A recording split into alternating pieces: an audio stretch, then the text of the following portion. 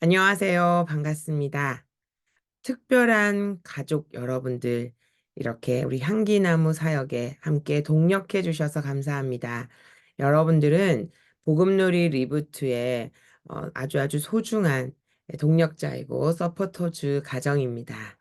아주 저희들이 고민을 많이 해서 여러분들을 정말 특별히 선정하였습니다.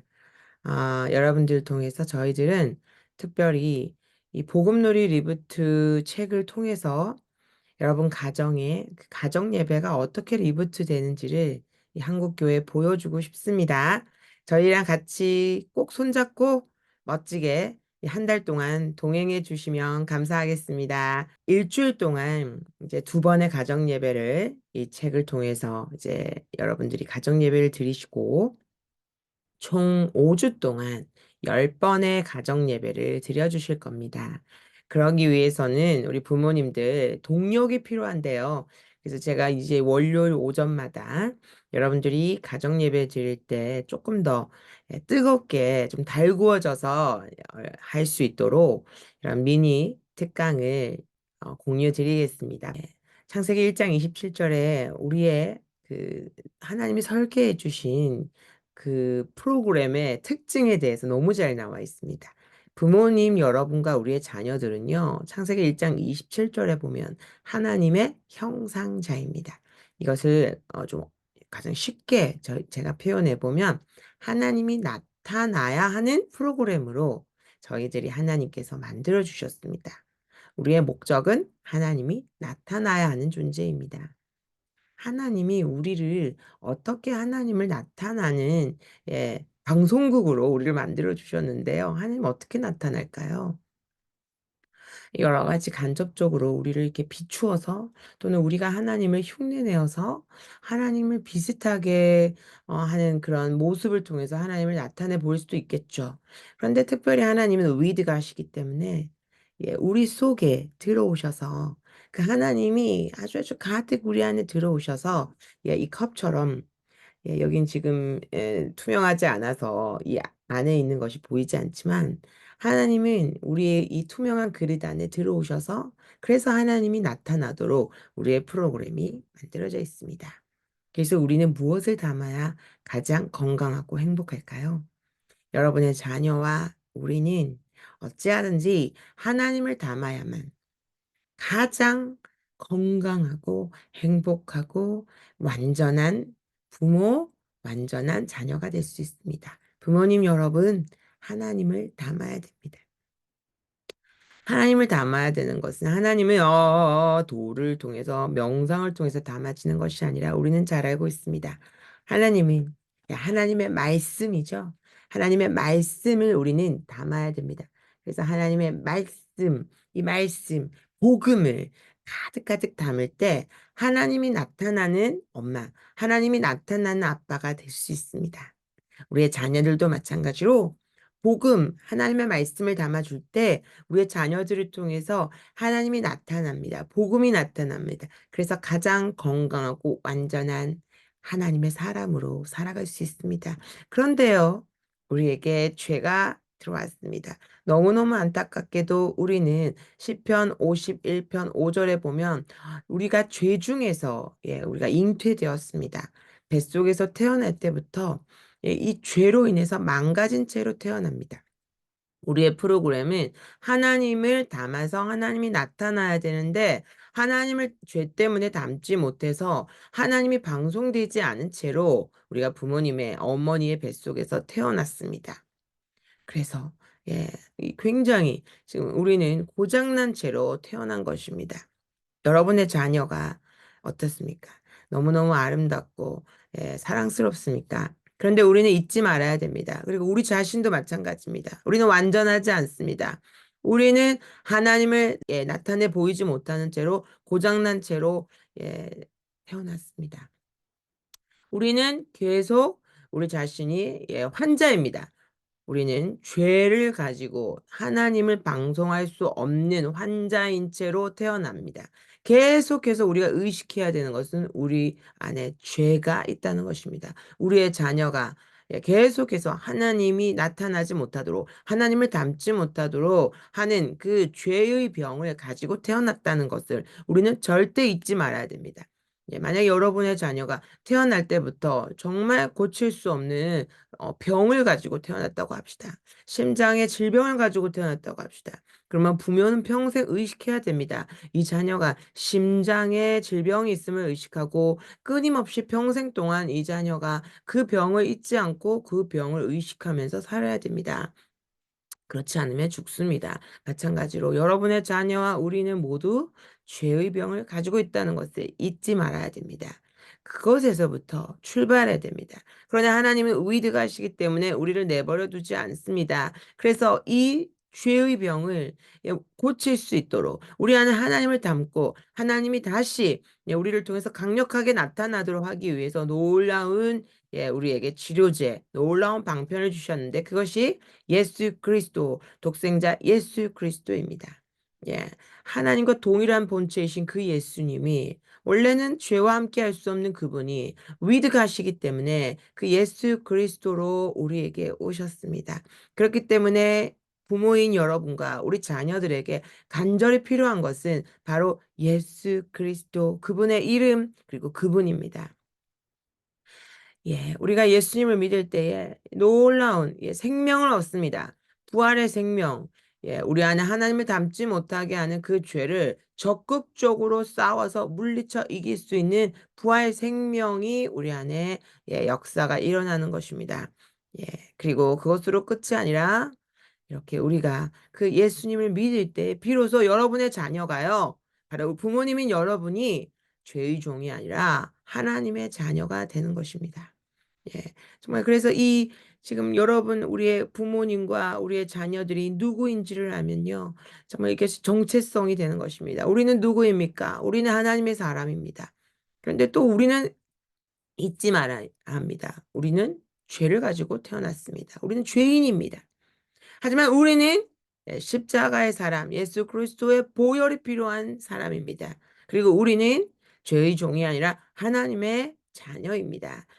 그래서 가장 우리에게 필요한 것은 무엇입니까? 말씀이 육신이 된 그 예수 그리스도, 그 예수 그리스도, 바로 그분의 말씀, 복음이 가득한 말씀이 그 무엇보다 부모인 우리와 우리의 자녀들에게 간절히 필요한 이유입니다. 에베소서 2장 8절에서 9절.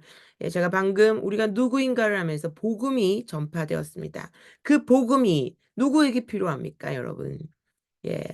이것이 말을 잘하는 여러분의 자녀가 혹시 영아입니까? 여러분의 자녀가 아직까지 추상적 사고와 논리적 사고를 잘하지 못하는 어린아이입니까? 그래서 이 복음이 좀 아직 복음의 대상이 아니라고 생각합니까? 그러나 그렇지 않습니다. 하나님이 주시는 그 구원은 그 놀라운 구원은 하나님이 우리에게 주신 선물입니다. 어떤 자격이 있어야만 주어지는 선물이 아니라 누구든지 여러분이 이 복음을 전파할 때, 여러분이 이 복음의 능력을 여러분의 자녀와 함께 누릴 때에 그 가족이 비록 어린 영아일지라도 그 시간에 조금 산만한 어린아이일지라도 하나님이 그 복음이 전파되어지는 그곳에 여러분의 자녀에게 주시는 하나님의 선물이기 때문에 우리 지금 나오는 이 글자 부분을 한번 읽어볼까요? 신앙은 연령과 지적 수준과 능력을 초월한 하나님의 은혜의 선물. 신체적이고 인지적인 미숙함으로 인해 어린이를 잠재적인 성도로 여겨서는 안 되며 현재 하나님의 주권적 은혜 아래 있는 실제적 성도로 여겨야 한다. 여러분의 자녀에게 이 아이들이 먼 미래에 청소년이 되어서 청년이 되어서 복음을 받고 성도가 될 것이라 생각하시지 마십시오. 지금 이 아이들은 고장나 있습니다. 죄의 병을 갖고 있습니다. 지금 이 아이들에게 오늘 당장 필요한 것은 예수 그리스도의 복음입니다. 하나님의 말씀입니다. 그래서 이 아이들은 지금 현재 한 살입니까? 두 살입니까? 아직까지 10살밖에 되지 않았습니까? 이 아이들은 실제적인 성도, 지금 당장 복음으로 살려내야 될 성도라는 것을 여러분 부모님들 꼭 기억해 주시기 바랍니다. 모세가요, 이제 마지막 죽음을 앞두고 정말 가장 중요한 유언과 같은 말씀을 남겼습니다. 가나안에 들어가지 못하고 죽기 전에 하나님이 모세에게 주신 너무너무 중요한 영감의 말씀입니다. 지금까지 우리 모세가 정말 이제 가나안의 그 정착을 가나안의 정복을 앞두고 있는 이스라엘 백성을 보면서 하나님은 모세를 통해서 그 가나안에서 정말 이 믿음의 자녀들이 믿음을 잘 지킬 수 있는 그 방법을 모세에게 알려주시는데 그것이 신명기 6장에 잘 나와 있는 쉐마의 말씀입니다. 그중에서 우리가 잘 아는 이 7절의 말씀입니다. 내 자녀에게 무엇을, 하나님의 말씀을, 복음입니다. 어떻게 가르치라고 합니까? 부지런히 가르치고, 앉았을 때든지, 길을 걸어갈 때든지, 누워있을 때든지, 일어날 때든지, 이 말씀을 강론할 것이며, 이것이 무엇입니까? 하나님께서 주신 이 부모들에게 때든지, 때든지, 리듬 있게, 반복적으로, 의도성을 가지고, 반드시 자녀에게 가르쳐야만 복음을 전파하고 방송하는 부모가 되어야만 이 자녀들이 그 세상에 그 가나안에 화려하고 너무나도 고자극적인 그 문화에서 우리의 이 믿음의 자녀들을 잃어버리지 않을 수 있다는 것을 이 말씀에서 담고 있습니다. 우리의 자녀, 세상은요, 이 죄는요, 우는 사자처럼 사다는 우리의 자녀들을 정말 믿음의 자녀가 아닌 다른 세상의 세대가 되게 하기 위해서 정말 애를 쓰며 달려들고 있습니다. 이 속에서 여러분의 자녀를 어찌하든지 지키기 위해서 하나님은 명령하십니다. 하나님은 그냥 이렇게 해봐라고 권유하는 것이 아니라 오늘 명령하셨습니다. 누구에게? 부모에게 명령하셨습니다. 이 자녀를 지키기 원하면, 살리기 원하면 반드시 의도적으로, 반복적으로, 리듬 있게 하나님 말씀을, 복음을 전파하지 않으면 이 자녀는 믿음의 자녀가 아니라 반드시 세상의 사람이 되어버릴 것이다. 라고 이 말씀에 나와 있습니다. 여러분, 그래서 이 말씀대로 여러분이 항상 우리의 자녀들을 꼭 지켜주시기를 간절히 바랍니다.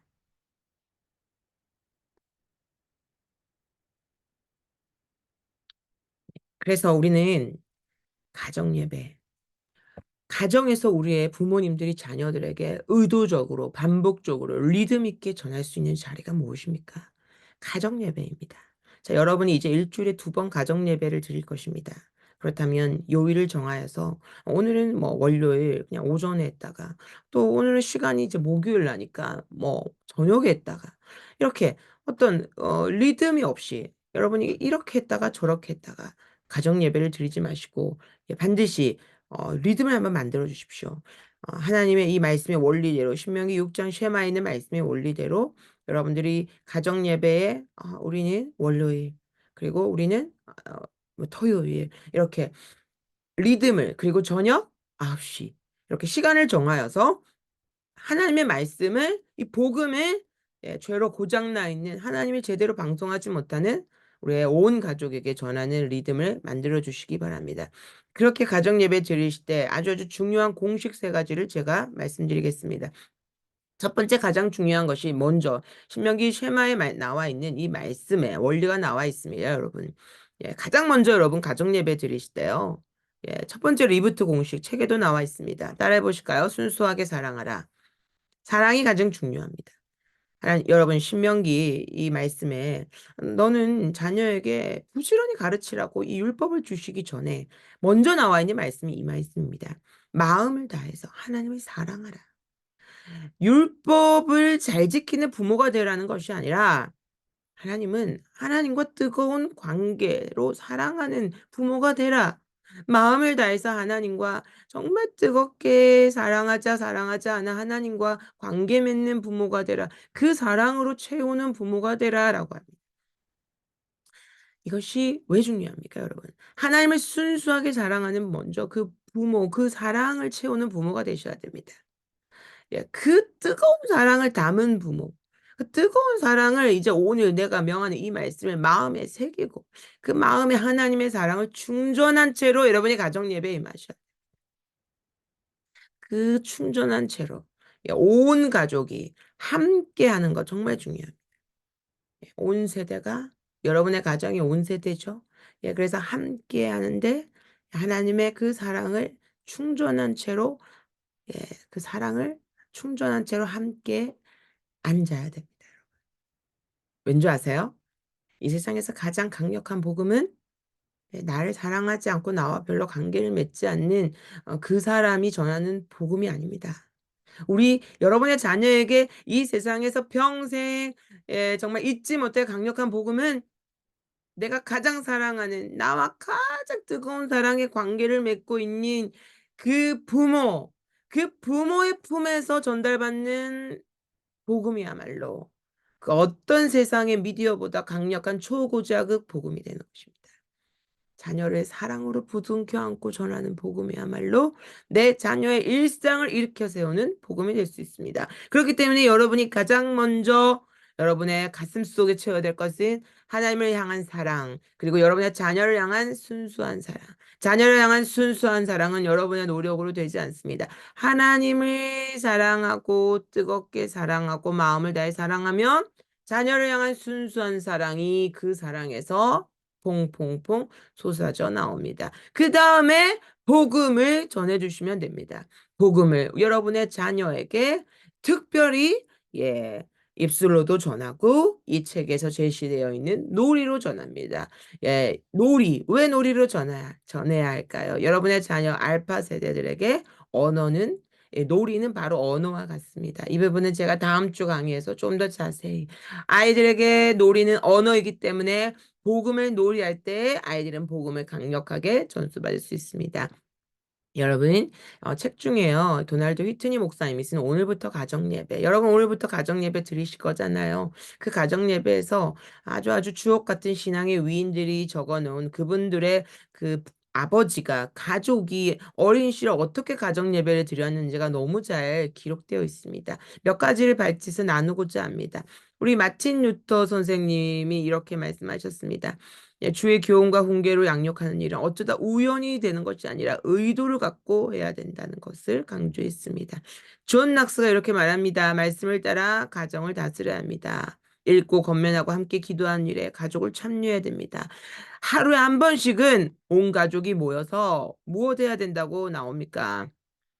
예, 우리가 함께 기도해야 된다는 것을 아주 중요하게 강조하고 있습니다. 스코틀랜드 교회에서는요, 이 가정 예배를 소홀히 여기는 것이 만약에 발견된다면은 어떻게 됩니까? 그 아버지는요, 성찬을 받기에 합당하지 못한 자로 돼서 굉장히 징계를 받습니다. 그래서 성찬에 참여하지 못하도록 수찬 정지를 받도록 되었다고 합니다. 정교대인 리차드 백스터는요, 하나님을 예배하는 과정과 그렇지 않은 가정을 볼 때, 하나님을 정기적으로 가정에서 예배드리지 않는 가정은 불경함과 욕짓거리와 저주와 비난과 술 취함과 매춘과 속됨 따위가 넘치는 가정이 될 것이라고, 그렇게 기록되어 있습니다. 여러분의 가정은 어떻습니까? 육적인 모습이 가득합니까?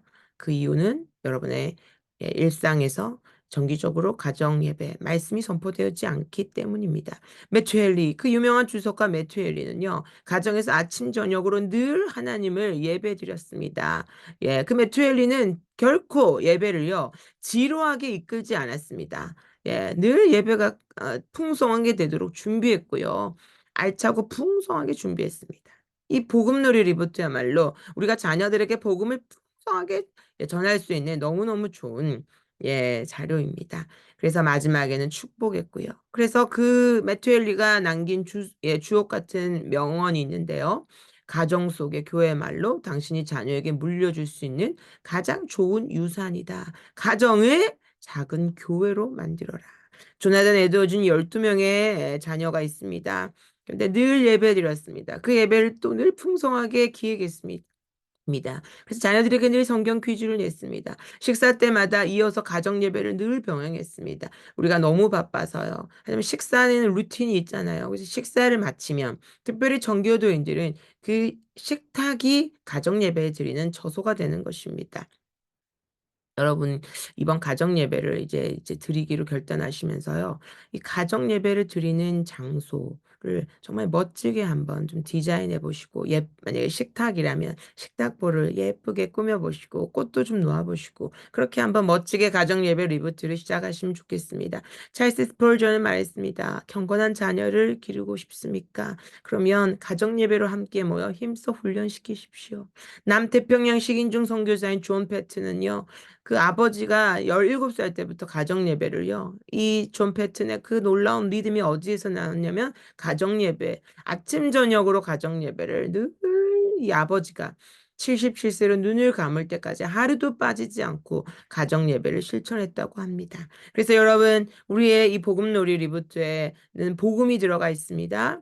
예, 여러분, 기본적으로 이 복음이요, 파란색과 하늘색을 우리가 하나님으로 상징했습니다.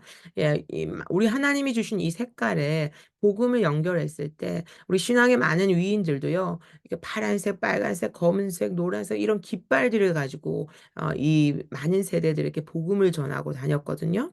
그래서 이 색깔을 우리가 이렇게 복음을 매칭했습니다. 그래서 파란색, 하늘색은 하나님, 나를 창조하시고 함께 하시는 하나님, 하늘과 바다를 창조하신 하나님을 상징하고요. 빨간색은 십자가 보혈의 예수님, 초록색은 부활의 생명, 그다음에 노란색은 자녀입니다. 그래서 하나님의 자녀입니다. 천국을 소유한 자녀를 의미합니다. 빛의 갑옷을 입은 빛의 자녀인 하나님의 자녀를 상징합니다. 그래서 이 네 가지가 보면 정체성입니다. 넌 하나님의 사람이야. 넌 예수님의 사람이야. 넌 생명의 사람이야. 너는 하나님의 자녀야라는 이 정체성, 내가 누구인지를 심어주는 시간. 이것이 복음이 전파되어지는 시간이 될 것입니다. 여러분이 함께하는 그 놀이에 놀잇감들이 구조화되지 않은 놀잇감들이 이제 들어가 있습니다. 여러분들이 이 놀잇감 재료 외에 저희들이 보내드린 것도 있지만 또 보내드리지 않은 재료들도 있습니다. 꼼꼼하게 챙겨보시고요. 만약에 없는 재료가 있다면 여러분들께서 바쁘시더라도 좀 이렇게 좀 준비를 하셔가지고 이 가정 예배 시간에 정말 여러분들이 풍선 하나만 들고 딱 가정 예배를 드리자고 해보세요. 우리의 자녀들의 눈빛에 정말 생기가 돌고 기다려지는 가정 예배 시간이 될 것입니다. 오늘은 엄마 아빠가 뭘 준비했을까? 아이들이 너무너무 궁금해하는 시간이 될 것입니다. 그래서 이 시간을 이제 가정 예배와 함께 드릴 때 감탄의 소리가 나오고 몰입하고 좀 아이들이 정말 주인 의식을 가지는 가정 예배, 무언가 정말 창조하게 되는 가정 예배, 소통이 왕성하게 일어나는 가정 예배가 반드시 리부트 될 것이라고 저는 약속합니다. 이제 가정예배 책을 딱 보시면서 아버지가 가정예배 책을 딱 들고 그냥 오시면 됩니다. 주로 만약에 여러분 가정의 아버지는 가정예배의 이 전체를 이 책을 가지고 좀 쭉 읽고 진행하신 역할을 하시면 되거든요. 그래서 제가 어떤 식으로 진행하는지 한번 마지막으로 알려드리겠습니다. 찬양을 부르기를 원하신다면 이 주제 찬양을 QR코드로 여러분들이 체크하셔서 같이 한번 그냥 듣기만 해도 아이들이 모이겠죠. 가정 예배 드리자 하는 것이 아니라 이 주제 찬양을 켜서 같이 미리 준비해서 만약에 여기 악보도 들어가 있습니다. 악보도 출력해서 아이들하고 같이 불러보면 좋을 것 같습니다.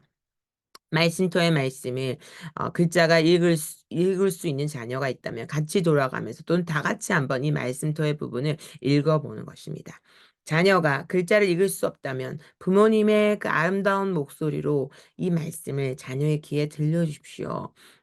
그리고 그 다음에 복음 놀이터 부분을 이 아버지는 책을 계속 펴고 있습니다. 그래서 복음 놀이터에서 가장 먼저 질문이 있습니다. 그래서 이 질문에 대해서 좀 자녀의 그 연령에 맞게 이 질문을 활용하여서 먼저 질문을 던집니다. 죄를 따라 살면 어떻게 될까, 얘들아? 그래서 이야기를 나누고 그 부분에 대한 또 복음에 대한 설명을 아버지가 그대로 읽어주시면 됩니다. 어머니가 주로 놀이 역할을 좀 해주시면 좋겠습니다. 이 역할은 바꿔도 됩니다. 어머니가 전체 좀 어머니는 놀이보다는 이것을 쭉 읽는 쪽으로 만약 어머니가 하신다면 또 아버지는 이 복음놀이 파트를 맡으셔서 좀 역할을 분담해 주시면 좋겠습니다. 부득이 어머니나 아버지가 혼자 예배를 진행해야 된다면 혼자서 또 충분히 할 수 있습니다. 그래서 만약에 이 21번의 가정 예배라면 풍선을 준비해서 이 부분을 같이 할 수 있겠죠. 역동적으로 막 돌아다니면서 할 수 있겠고요. 때로는 가정 예배가 그냥 침대 위에 앉아서도 할 수 있잖아요. 그래서 가정의 상황에 맞게 검은색 풍선과 빨간색 풍선을 준비해서 이렇게 간단한 활동을 하는 것입니다. 그리고 또 앉았을 때에 우리 아버지나 어머니가 또 질문을 던지고 또 그것에 관련된 복음의 내용을 그분이 읽어주시고, 그다음에 놀이를 맡은 부모님이 이 부분을 또 풍선을 가지고 해주시는 것입니다. 예, 쉽죠. 그래서 놀이 부분을 여러분들이 보시면서 가정에서 이렇게 진행할 수 있도록 준비해 주시고, 마지막에 기도문이 있습니다. 그래서 우리 부모님들이 기도문을 해주시는데요. 여기 보면 토크라는 이 상자가 있는데요. 이 토크 상자에 보면은 이렇게 아주 중요한 지금 멘트들이 있습니다. 놀이할 때 이 놀이를 진행하는 분들이 그냥 놀이에 집중하기보다 이 중요한 멘트를 죄는 사람을 죽이는 역할을 하고 성령님은 사람을 살리는 역할을 한단다. 그래서 우리는 죄를 피하고 성령님을 따라가야만 살 수 있어라는 멘트를 해주고 마지막에 기도하면서 마무리하는 것입니다. 우리 부모님들이 가정 예배를 준비하시면서 정말 이렇게 미리 조금 이 책을 보면서 그날의 가정 예배를 좀 잘 준비해서 기도하면서 준비하셨으면 좋겠습니다. 우리가 여러 가지 특히 아버님들, 어머님들 회사에서 브리핑하거나 중요한 발표를 할 때 정말 많이 준비하지 않습니까? 근데 여러분 가정 예배를 얼마나 많이 준비하고 계십니까? 이번 이 서포터즈로 참여해주신 부모님들만큼은 한 주에 2번 여러분들이 이 가정 예배를 좀 미리 한번 읽어보시고 또 놀이를 보면서 궁금한 점 있으시면 언제든지 톡방에 이 놀이에 대해서 한번 질문에 던져주시고 네, 또 좋은 아이디어가 있다면, 더 좋은 놀이가 우리 가정에서 만들어졌다면, 그 놀이도 좀 저희들한테 공유해 주셔서, 이 카페에 공유해 주신다면, 저희들이 이것으로 한국교회의 많은 이 가정 예배 리부트 하는데 귀하게 사용하겠습니다.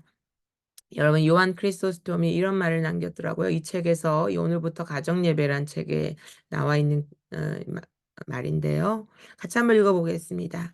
모든 가정은 교회가 되고 모든 가장은 영적 목자가 되어 자녀에게 전해야 할 이야기를 잊어서는 안 된다.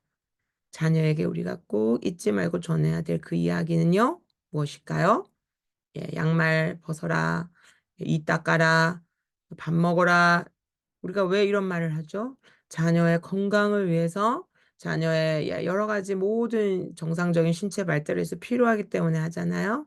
자녀의 영혼의 건강을 위해서, 자녀의 영적인 힘을 위해서, 영적인 생명을 위해서 우리가 꼭 전해야 될 것은 복음입니다. 복음. 이 복음을 정기적인 가정 예배 시간에 꼭 들려주시기 바랍니다. 그렇게 할 때 여러분의 가정이 교회로 세워질 것입니다. 감사합니다. 이번 주 화이팅 하세요. 화이팅!